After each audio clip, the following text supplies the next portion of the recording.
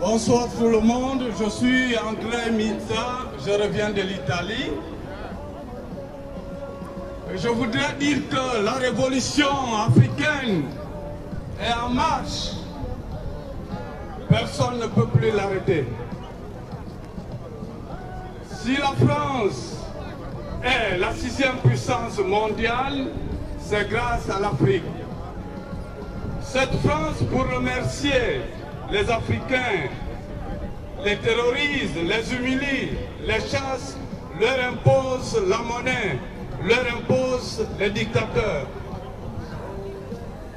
L'État français n'a jamais considéré les Noirs. Il méprise les Africains et Africaines. La France est actuellement le seul pays au monde qui pratique encore l'esclavage.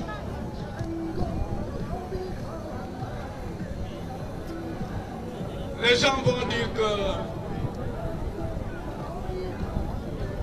jusqu'à présent vous manifestez, vous faites des conférences, des réunions, et qu'est-ce que ça a donné? Nous leur disons qu'on fait aussi des actions. La première action, ça a commencé le 28 août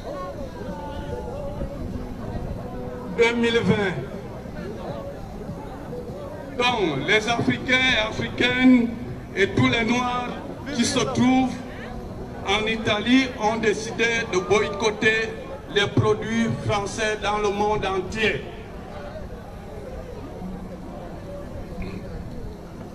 C'est l'État français qui soutient les dictateurs en Afrique, et derrière l'État français, il y a les multinationales françaises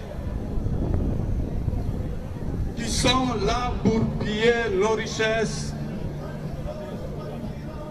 Nous demandons aux autres Africains et Africaines et aux Noirs de faire comme nous en Italie, le boycottage des produits français.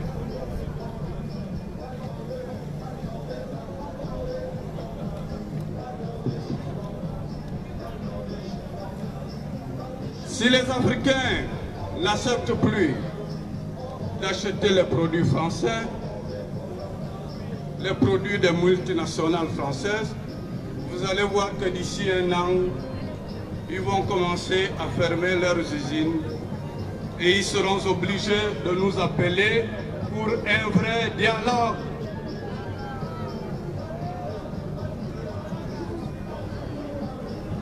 Je voudrais aussi préciser que nous ne sommes pas contre les Français. Nous soutenons les actions des Gilets jaunes, mais ce que l'État français est en train de faire en Afrique est inacceptable et intolérable. Je voudrais aussi annoncer aux employés de Carrefour et Auchan que ces supermarchés sont en train de fermer en Italie. Vous savez, les deux jeunes qui avaient gagné les élections en 2018 en Italie, ils ne blaguent pas. Ils ont dit que bon, ici en Italie, il faut les supermarchés italiens, donc Carrefour et Auchan, sont en train de fermer.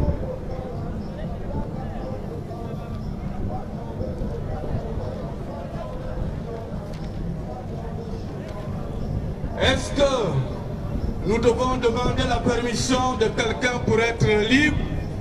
Je crois que non. Je vais maintenant passer aussi au problème du Gabon. Nous sommes allés voter en 2016 et tout le monde sait que c'est Jean Ping qui a gagné les élections. Et jusqu'aujourd'hui, l'État français ne veut pas laisser le président Jean Ping aller s'asseoir au bord de mer pour faire ce qu'il doit faire pour les Gabonais. Si nous voulons vraiment le changement, nous devons exiger le vote de 2016. Et nous savons que c'est Jean Ping qui a gagné les élections de 2016. Si nous voulons la souveraineté, nous devons exiger le vote de 2016. Nous devons cesser avec nos égoïsmes. Je vois des gens qui demandent d'aller encore aux élections. Certains sont même allés aux élections législatives et ça n'a rien donné.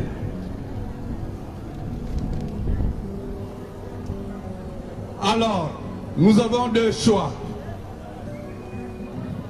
Le premier, c'est avoir notre souveraineté. Et c'est-à-dire reconnaître le vote de 2016.